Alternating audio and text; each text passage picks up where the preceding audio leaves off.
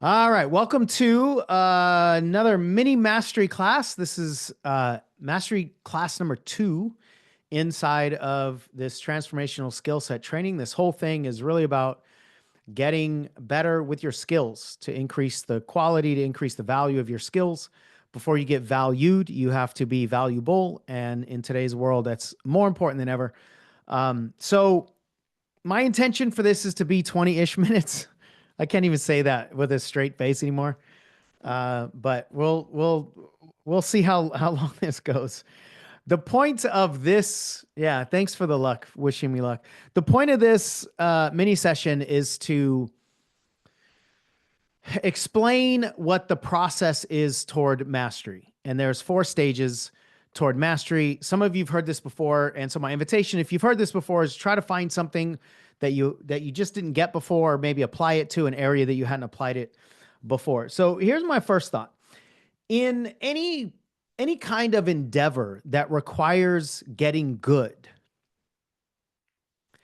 I don't think hardly anybody expects a shortcut, right? Like, I don't think anybody goes, you know what? I want to be really, really good, playing the guitar. I want to be a phenomenal singer. I want to learn, how to be a doctor. I want to do something that we know will take some evolution of skill set and all that kind of stuff, but I want to do it now, right? Almost nobody has that thinking in most areas. In the personal development world, I think one of the biggest tragedies is that we've been sold the idea that it's possible.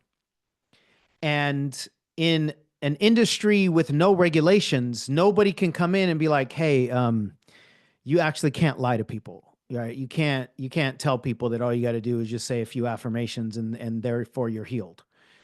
You can't call everything a breakthrough. You can't call everything a transformation. Like, you can't do that. So in an industry that's unregulated, anything goes. And unfortunately, I think we have a foundational lie that a lot of people have bought. It's not our fault. Like, I'm not saying this to be demeaning or like shameful. But if we believe that something that's not possible is possible, we will continue to purchase, metaphorically or literally, the fake solutions because we think something is possible. And if we think something is possible, then we hope it's possible. And if we hope it's possible, then we're going to take shots at maybe it being possible. And the reality is, mastery is not shortcuttable. And it's not microwavable. It's not multitaskable. Uh, it's possible, but you need patience, you need presence, you need commitment, you need to understand what you're in for. And if you are fully committed to doing what it takes to get as good as you possibly can, that means your goal is mastery, not success. Especially success defined financially in any way, right? If your goal is mastery, you will plow through success. Most people's goals are success, and because of that, they never even approach mastery because they are 2 completely different pathways. People that believe in the coaching world specifically that the name of the game is to get paid. If we set that as the target, then all the pathways are going to be, how can I get paid? Because that's my definition of success. So how can I make money as a coach? And the more money I can make must mean that I'm a better coach because people are valuing me more. That's why people focus on the big numbers, whether it's high ticket clients or mass automated sales mechanisms, all that stuff. It's the bigness of our definition of success. And it's very rare that I see, at least in the coaching industry, anything that is teaching people how to be a good coach.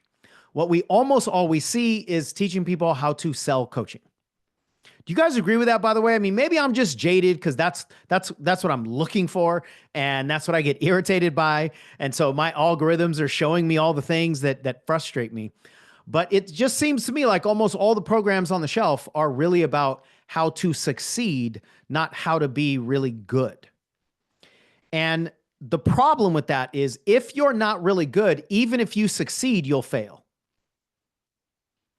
because they'll find out that you're actually not good. They'll find out that you actually can't change their life. And if you actually can't change their life, they're going to refund. They're not going to show up again. They're not going to tell their friends. So you cannot build anything foundationally without quality. But we live in a world that prioritizes quantity over quality and prioritizes success over mastery. So we individually have to decide to go against that grain and prioritize mastery over success and prioritize quality over quantity. And then we have a chance in this world of actually trying to change people's lives. If all you want to do is sell widgets, then forget everything I'm saying. Go for the quantity, go for the influencer, algorithmic game plans, and you'll be fine. But if you actually want to change people's lives, it doesn't work that way. So you need to understand what is required for mastery. Because if you're not in the right classroom that's teaching mastery and you're not in that classroom right, then nothing matters, right? You got to be in the right classroom that's teaching mastery. You can spend 20 years in third grade. You're never going to learn algebra. So it doesn't matter how long you're in a classroom. The classroom needs to be teaching and preparing you for what it is that you need to learn. That's why we say all the time, it's about time on the clock, not time on the calendar. What are you actually learning? And is it getting you to the next level? Is it getting you to the next layers? Is it evolving you? The problem with this is what it requires to evolve when your skill set needs to grow, when you as a person need to grow. What's required to evolve are two things, two main things. It's not linear and it's not comfortable. And we've been programmed that learning is both linear and comfortable, right? So you give me information, I memorize it, and I give it right back to you on the test, and then I get my grade. Right? I don't need to understand it. I don't need to explain it. I don't need to demonstrate it other than just writing, putting the right answer on the quiz or the test. And then, and then we're good.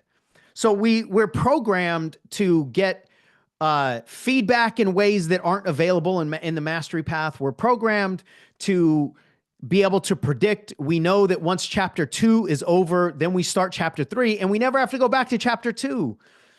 All of the ways that we're programmed to learn don't exist here, not in mastery. So you have to understand that you are on a wavy up and down, like 19 dimension journey here. You can't predict anything. You don't know when it's going to happen. There's literally, it's like a completely off map experience. But if you understand that and you commit to it anyway, because you are more committed to mastery, then you can actually enjoy the process a little bit more. You can make the process go a little bit faster. You can't make it go fast, but you can make it go faster than it would be if you slowed it all down, right? Like you could make it as least miserable as possible, right? It's already challenging. Don't make it more so. That's the point. Don't make it miserable. Just understand what you're in for and then commit to the process. So if you want mastery, you need to commit to the process that produces mastery. And so there are 4 stages to this, in my opinion. And the first stage is called introductory information. Let me share a slide here with you.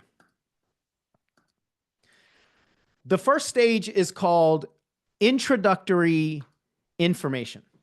And we're putting our programs onto this because a lot of you are familiar with our programs, you know where they go, and we just want to give you some kind of context in the world of mastery as a coach, as a leader, right?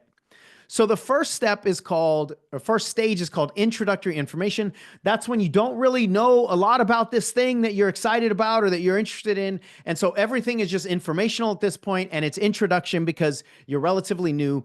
And I want to give you this three-part framework here. So if you see right in the middle under BCC, right? Stage one, introductory information. BCC is our stage one program. Underneath that, there's skills, self, and seeker. In order for you to evolve in your mastery journey, these are the three areas that you're going to keep elevating in. You're going to elevate in your skills. That means the competency that you have in yourself, which is your delivery. You are the messenger that can deliver those skills. And then your seeker, which is the person, your ideal client, the person that's already seeking the breakthrough that they want in their life. So these are three completely distinct buckets. And here's the thing, they don't grow at the same pace, nor do they grow at the same time.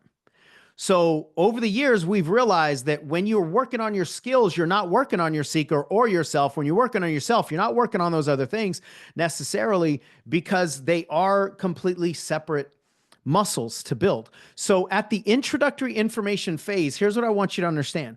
You can only increase your skill set at this point because everything is informational. Everything is intellectual. You're just consuming surface level information. The only thing that can give you is confidence in your skills, at a low level of confidence in the competency that you're at the early stage of learning. You cannot have confidence or certainty in yourself. You cannot have confidence or certainty in the seeker at this point because introductory information cannot create that. If you continue, then you'll have to move into stage two. Most people will not continue because most people think information is sufficient. The intellectual brain is a computer and it operates as information is currency, as though information is the currency. So if you're not getting what you want in life, you think you need more information or better information. That's because that's the way the intellect works. It's driven by information.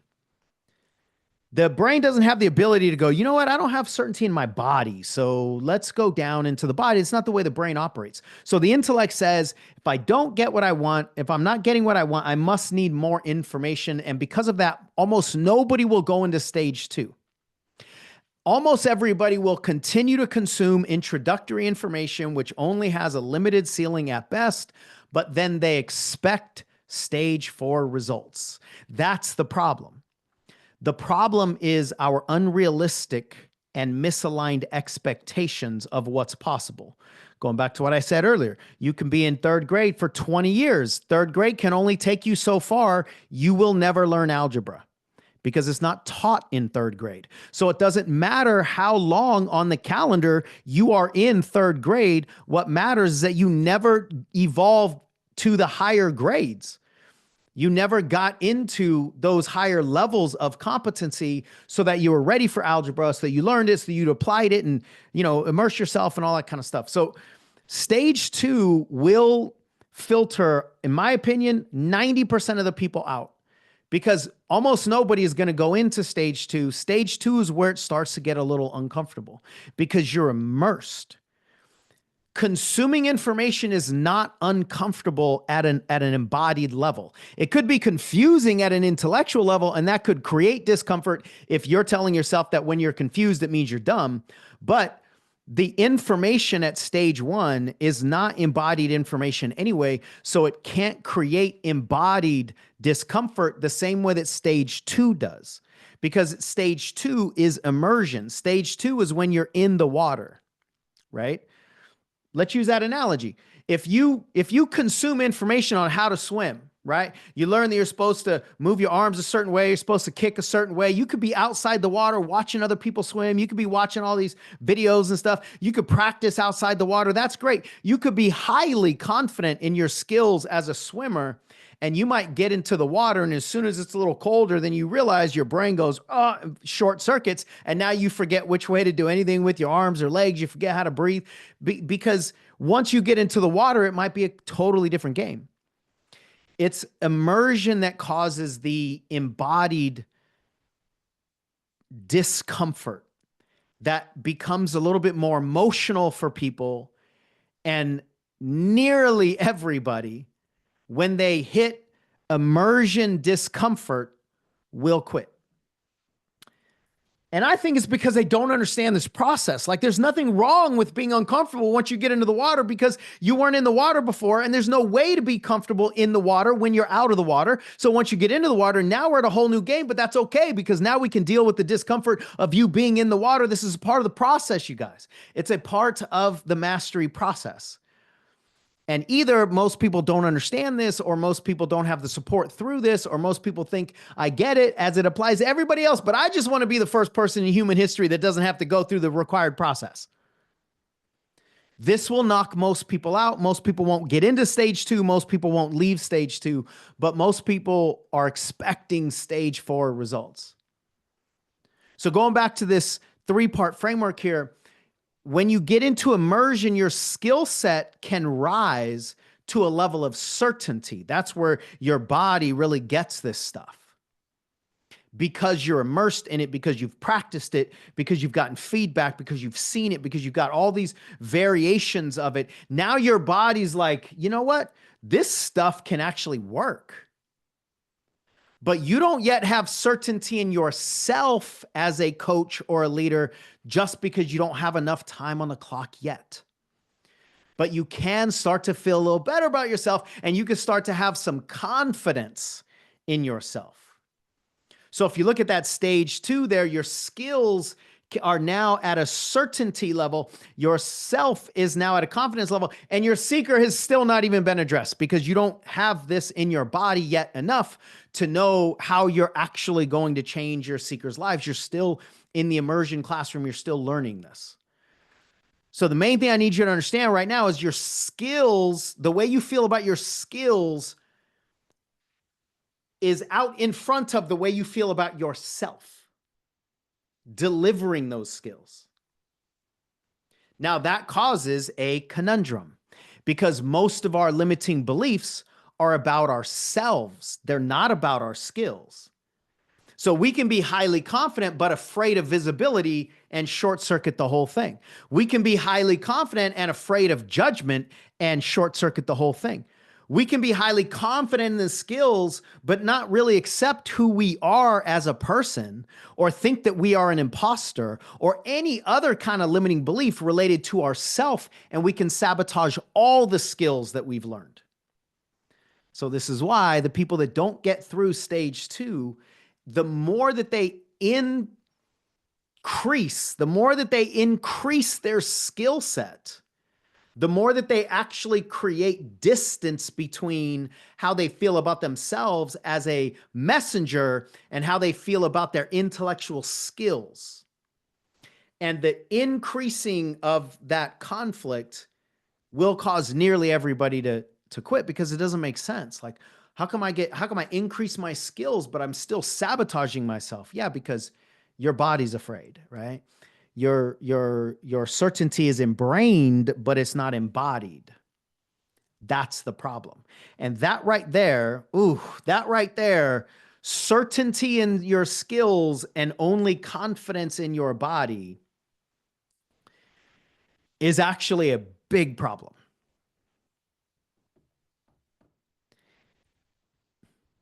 Because it's so frustrating that you now know what to do, but your body isn't giving you permission to do it.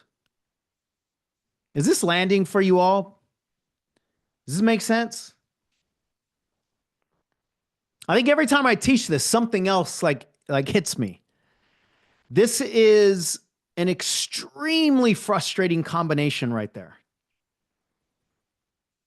Certainty in the skills, but a low level of permission, which is just intellectual confidence in you as a messenger of those skills.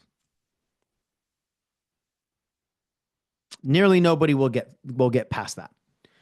Number one, because they don't understand the distinction between confidence and certainty. They don't understand the distinction between skills and self. They don't understand the distinction between self-confidence and self-esteem. They don't understand those things are different. And because they don't understand those things are different, they won't work on them differently. And they just think if I increase my self-confidence, then my self-esteem comes with it. Actually, it doesn't. In fact, it might start to drop. And that conflict is so devastating if we don't understand it. And most people are not going to get support around it. And therefore, most people are never going to get through this. Hey, Sean, while you're on Stage the subject, real quick, Jocelyn had asked in the chat, what about those of us who are confident? in what?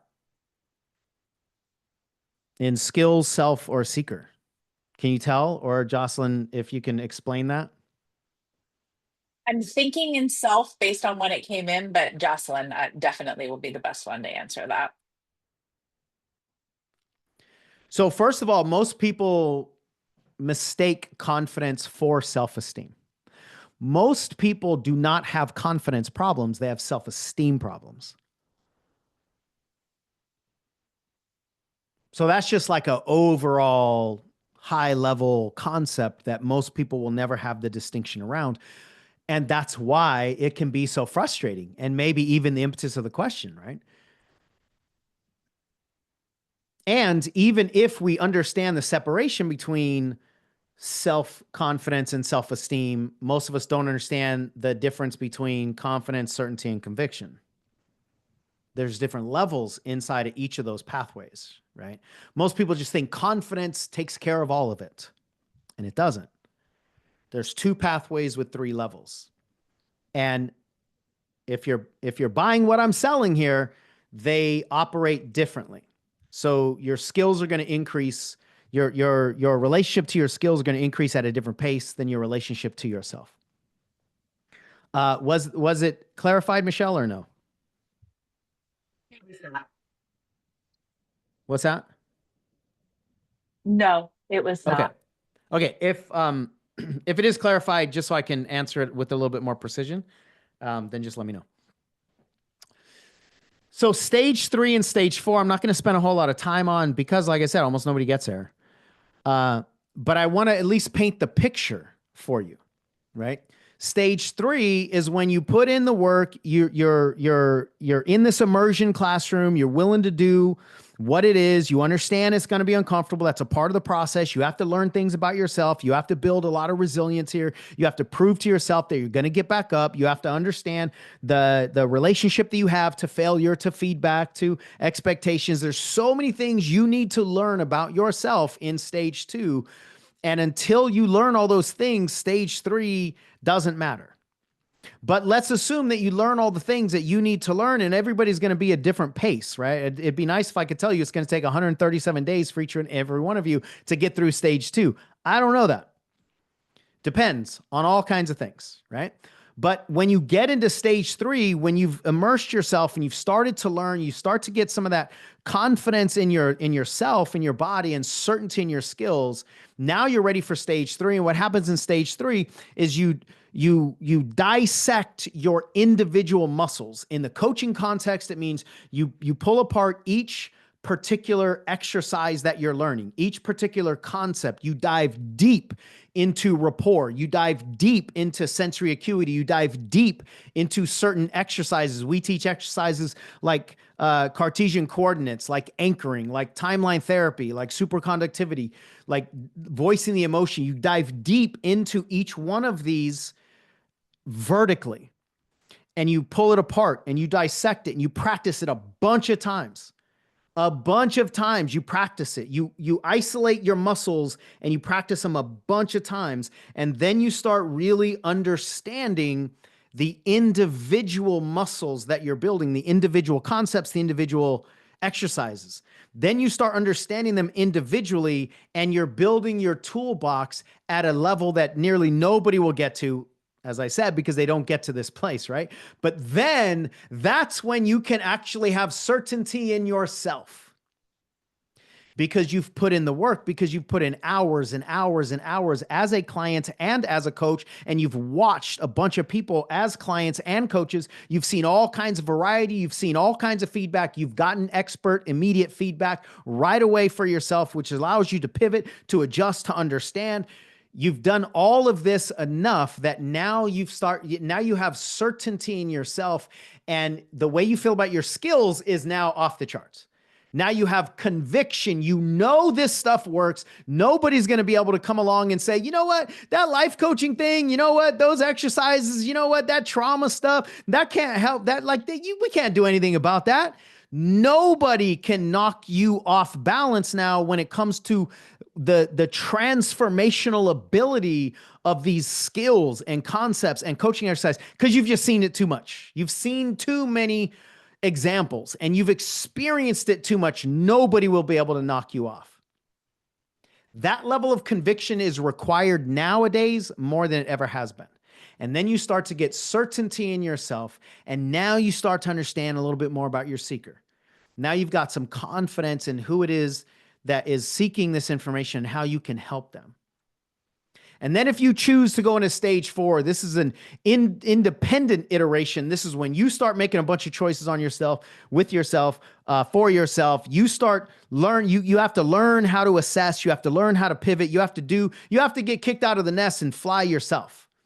You have to do a lot of things on your own to build some muscles that stages 1, 2, and 3 can't build. And if you stay with it, you can get to the point where you have conviction in the skill set. You have conviction in yourself because you've just seen yourself change too many lives for anybody to try to convince you otherwise.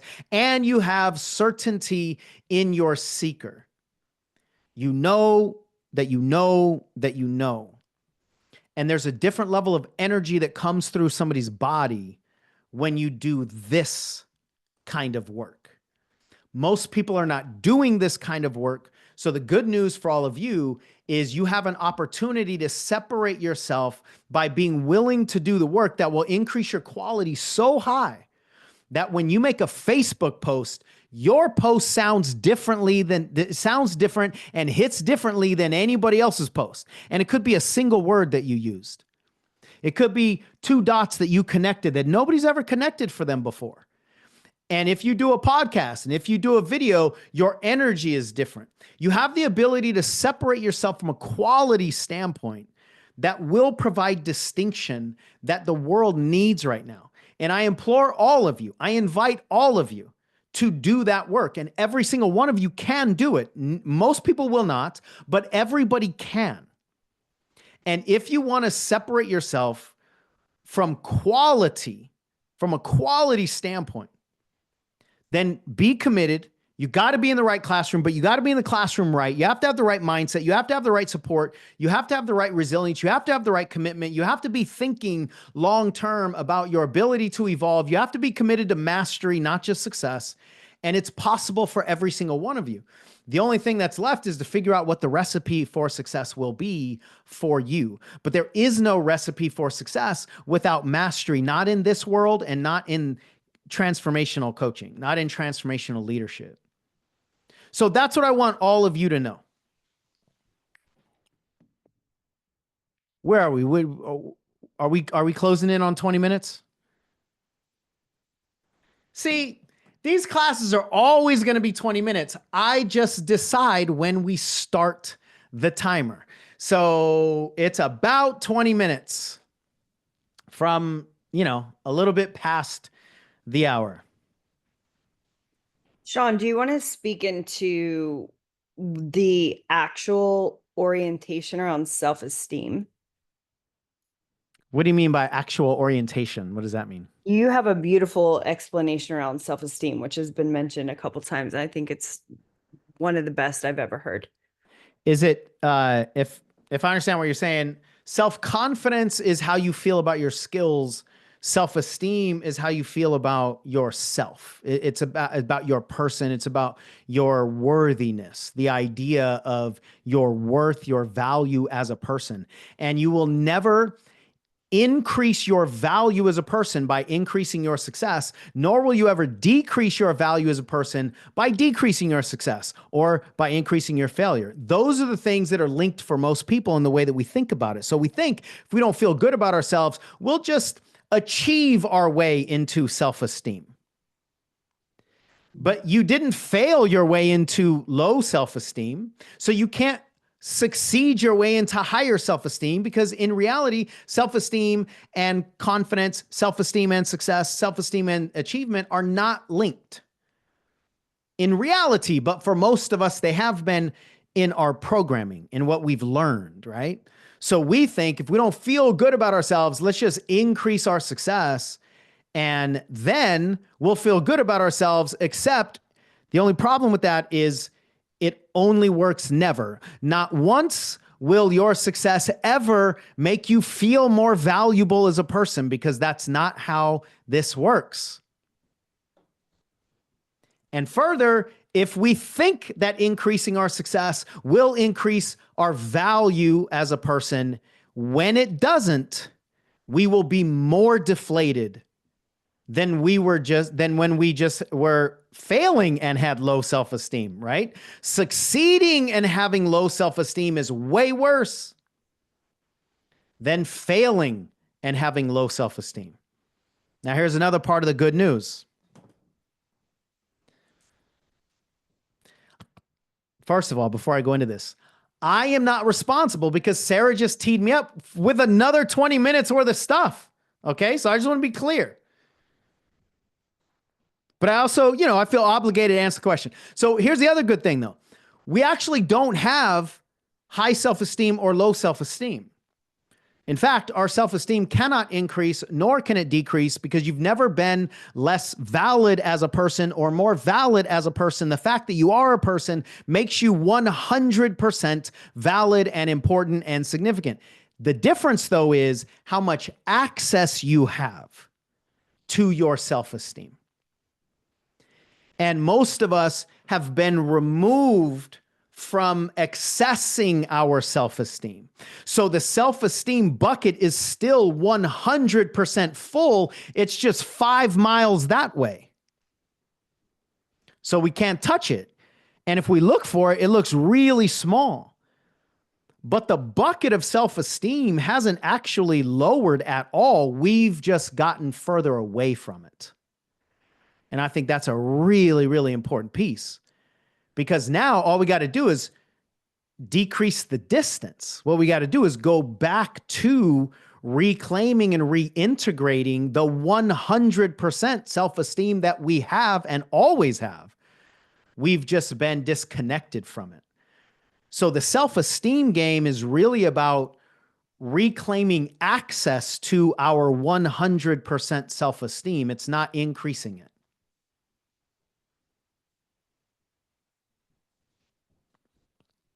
Sarah, whatever you asked me, was I in the neighborhood? Beyond the neighborhood, I think we would all agree. And you're getting incredible comments about it. And, just the emphasis of esteem of the self. So failure and success not necessarily being the emphasis, but that you said to yourself, your own esteem, I'm doing this. And every time you answer and commit to yourself and fulfill on it, I'm going to the gym, I'm answering a call, I'm making sure this, that, you're reinforcing the value of your own self esteem. It doesn't matter if failure or success. Yeah, Sean and I could probably riff on this for, somebody said beautifully, 20 minutes started just now, carry on. Dr. Vernita, I love that. I said, well, this is actually next 20 days. So there's so much to discuss here. And I hope you guys join us because my goodness, if you can only see the amount of energy Sean wants to provide and give, it's like he's bursting at the seams to make sure you and not just you, but you as leaders of the world get to expand the influence to everyone else, because it's never more needed right now. And I'm just so proud of you, Sean, for giving constantly. How many of you else also just want to raise your hand to say thank you to Sean? He's just constantly pouring out his heart, his love to all of you. It's really, truly remarkable. I hate these short sessions. I hate them with a passion. I know you do. I'm the one trying to make him short, and then I ask him to be. Yeah. I say something. Let's talk about self-esteem. Yeah. in these last 30 seconds. Yeah, you should hang Um, with us longer because we have a lot to say, clearly. yeah. So, and we have a lot to say because, we're talking about humans. And for those of you that are geeks about this stuff, I honor you, because it takes time, right? It takes time. It takes studying. It takes dissection. The other thing about mastery, I think, is really important to understand that mastery does not answer all your questions. In fact, it creates ones you didn't have before. That is so frustrating to the linear learning brain, because we've been taught that the way you learn, here's how you know that you're learning. It's when you can answer all the questions. And then you get into a mastery classroom, you're like, well, now I'm wondering about this, and now this, and what about this, and how about this? Great. That means you're learning right. In the mastery world, it should be an explosion of questions, because we're talking about humans, and we're talking about behavior, and we're talking about your past, and we're talking about the engine, and we're talking about the neurological brain, right? These are complex systems that do not have easy answers. And when you commit to learning the complex systems, it's like learning how to surf. This is the last thing I'm going to say on this mastery class. We'll see. This is the next thing I'm going to say, at least. I'd say the best analogy is that what most people are trying to do is learn how to make the waves in the ocean stop. Because it's the waves that are scary, right? It's the waves that make you move all around. So most people are like, if I could just get these waves to stop, then I could really navigate here. So then the people come in and go, hey, I can teach you how to make all those waves stop. I can teach you how to get everybody to say yes. I can teach you how to overcome all objections. I can teach you how to increase your sales without being salesy. I can teach you how to not worry about what everybody says about you. I can teach you about how to not give any F's of anybody else, right? I can teach you all these things, all those waves, those emotional waves that you have. I can make them all stop. All you got to do is buy this program. All you got to do is follow this simple solution. All you got to do is run through this assembly line. And it's so enticing to go, these waves seem to be the problem. Oh, this person's telling me they can make the waves stop. Yes, please. And they'll take you into the lake, and they'll put you on a paddleboard, and they'll teach you how to get all stable on the paddleboard. And then they'll send you off to yourself, and you'll drown in the ocean, because there is no way to make the waves stop. But you can learn how to surf. That's the distinction. People that are committed to mastery are committed to learning how to surf the unstoppable waves, not pretending that we can stop the waves in the ocean. And that is maybe the most powerful analogy that I can put on the coaching world. Is so many people are becoming experts on the paddleboard, and they're dying in the ocean. You need to have the certainty. You need to understand all the things that you can possibly understand about people and human behavior. You need to understand yourself. You need to commit to mastery and all of this stuff. And here's the cool thing. Yes, Katie said, let's go surfing. Here's the cool thing. When you learn how to surf, the fear of the waves diminishes almost completely. It can actually diminish completely. At the very least, it goes down so much, because you start to trust the surfer rather than the surf. When you trust the surfer, bring on the waves. And it's actually a little more fun to surf a 10-foot wave than a 3-foot wave. So you can change your experience completely by trusting in yourself. All right, I'm going to stop there. We do have an ECCP coming up, which is our version of the stage 2 learning. It's immersion. It's 5 days. It's deep dive. It's all these levels of mastery learning from a coaching and leadership standpoint.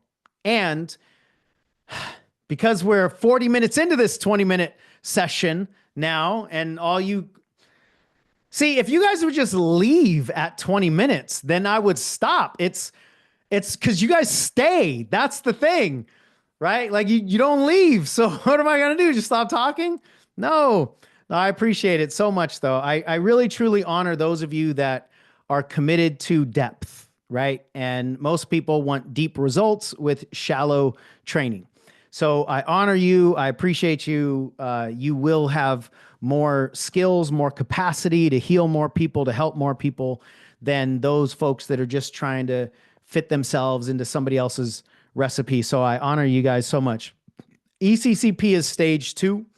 If you've not come to any of our programs, if you haven't been in BCC, it's included in the offer for stage 2 ECCP. It's 5 days, Monday through Friday. It's all online.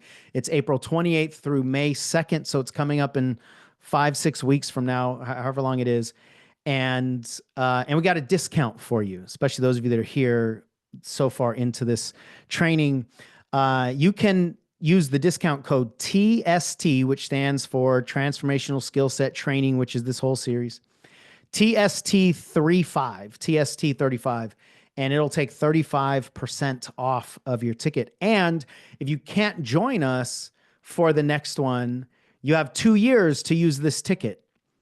So if for some reason you think, oh, he's just like throwing out all these discounts just to get me to register. Yes, yes, I am. Get in the water, learn to surf. People need you. People need this. We need folks that are just real people helping real people with real problems. We're tired of the perfection. We're tired of the influencers. We're tired of the automation. We're tired of all that stuff.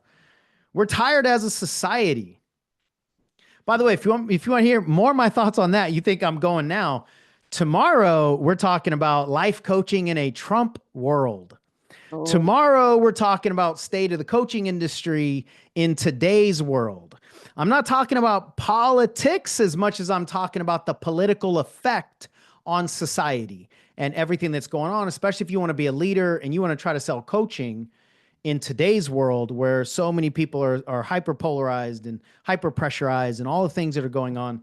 I've got 2 hours tomorrow. So we're going to go deep if you want more of that. But if you do want to join us for ECCP, TST35 will give you a 35% discount on the pay in full option.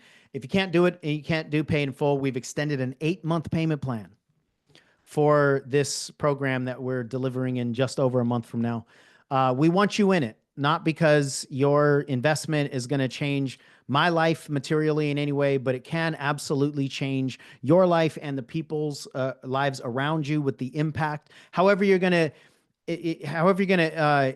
impart all this knowledge, however you're going to employ it, however you're going to apply it, right? It could be in business to try to build a coaching business, or it could just be in your family and your parenting and your relationship and your leadership in the boardroom, at the corporate office, and wherever you go, right? Like, this is really human behavioral leadership. And that's what ECCP stands for. You cannot be in an immersion program like this, the way that we put it together, and not have your life fundamentally shifted. It's just not possible. That's like, I'm going to jump in the water, but I'm not going to get wet. That's not possible. It's transformation by osmosis to some degree. And you get to be in a community that will never let you go. We have hundreds of people that have been through ECCP. The support community will make me cry if I start talking any more about it.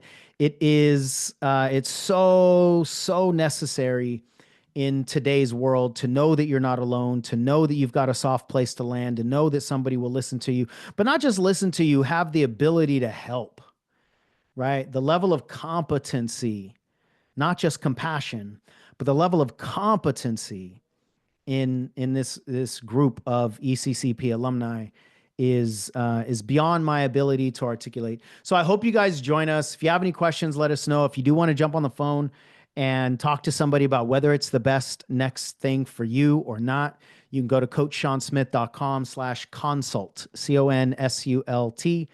consult, to fill out a little quick questionnaire, answer a few questions, and we'll jump on the phone with you. Sean, can I just add? Yeah, we're at like 19 minutes or so. Yeah, some of you know me, some of you don't. For those of you who don't know me, I've had many decades of experience in the personal growth industry with, household names to many of you, and not to just, have any sort of significance around me. It's more to just say this is a call to action because there isn't a place I have scoped on the planet that can give you the competency, as Sean was just saying, and the intellect and the embodiment and the community anywhere on the planet I have seen. And we are talking the highest of highest levels. So if like you are inspired as Sean being a trusted source for you to continue to expand, and he wants to give you so much. We want to, not just him, as a company, you know, so much. Like, please take the deep dive to decide for yourself that this is something I'm committed to, even when I'm scared, even when it's hard, even when it feels so uncertain, and maybe you've invested in things that just also, didn't follow through the way that maybe you wanted. And again, you guys don't know me. I maybe don't even have the rapport to say this to you. I'm saying it from I've referred many people over to Sean, and it's hands down of all the things that we've done together is I know that they would say the best thing that they have done for themselves and for the community that they choose to impact. For me personally, I really want to impact young people. That's my next chapter. I've been at this for now, we're going on 25 years, and I know that I know every time I'm in Sean's presence because he's always sharpening himself to be the best version of himself. I know that I can do that even better. There's something to rise from, not just because Sean hung the moon. He does sometimes, don't tell him I said that, but he also has the ability to truly take a community in a way and a manifestation of everything that's inside of you, that's burning inside of you to want to come out, to be able to matriculate. If if I just may be that bold to be able to share this, I usually don't speak up. I'm usually not featured here. I know that we just have such a love for you guys, and I know that it's so possible for what the world needs right now. We're all watching in our own versions and filters of the world, and right now it's probably the most important of anything. And I would be remiss if I didn't say that. That's on my heart. So thank you. Thank you for letting me share. Thank you, Sarah, for all of that. Yeah, I hear the emotion in your voice, and yeah, it's yeah, we're in a turbulent time, and when times get turbulent, we need to find grounding. So this work is more important than ever, and it's harder than ever. They're going in opposite directions. So we hope to help you find that grounding for yourself and the alignment and all the things that you can find, and create the certainty and conviction in all areas that you can. And then, walk with this however you're going to walk with it in the world. I think it's the most noble endeavor you can commit to, which is going through the uncomfortable journey to change lives, yourself included. All right, we'll stop there. We've got plenty of stuff to talk about, and this is only the second class in the mini mastery class of this transformational skill set training. So we got plenty more to talk about. For those of you that are here live or watching this before we do the state of the coaching industry and coaching in a Trump world, make sure you join us for that. If you're watching this after, then wherever you're watching this, you can find the replay for that as well. Katie says, the best 20 minutes of my day. I knew there was zero chance that it was. I started laughing at the very beginning. Anyway, so yeah, I'll stop. Take care, you guys. We'll see you on the next one.